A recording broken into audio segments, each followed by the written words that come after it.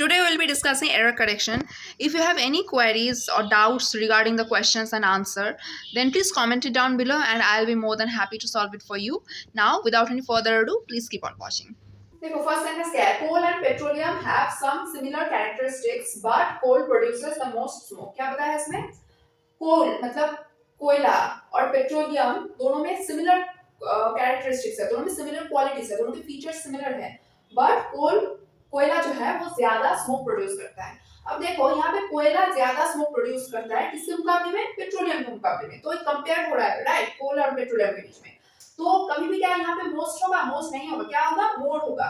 क्यों होगा मोर क्योंकि हम कोल के साथ पेट्रोलियम को कंपेयर कर रहे हैं कंपेयर करके हम लोग क्या बोल रहे हैं coal and petroleum have similar characteristics but coal produces the most smoke most नहीं होगा सुपरलेटिव होने पे मोस्ट होता है कंपैरेटिव में क्या होता है मोर होता है तो हम कंपेयर ही तो कर रहे हैं कोल ज्यादा स्मोक प्रोड्यूस करता है पेट्रोलियम के मुकाबले में ओके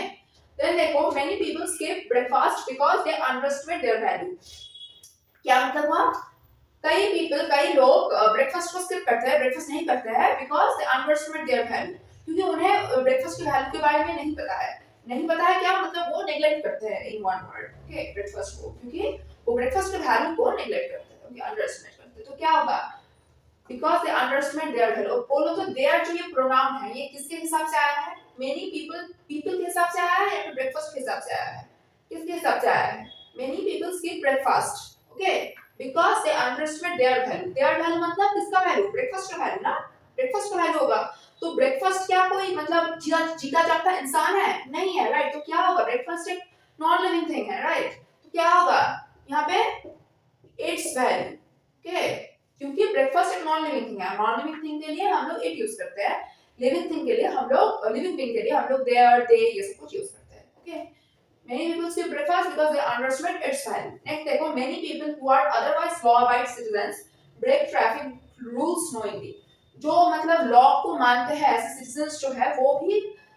जानबूझ के ट्रैफिक रूल्स का उल्लंघन करता है ओके अब देखो यहाँ पे लॉ अबाइड सिटीजंस बोला है ना तो कभी भी लॉ अबाइड सिटीजंस नहीं होता है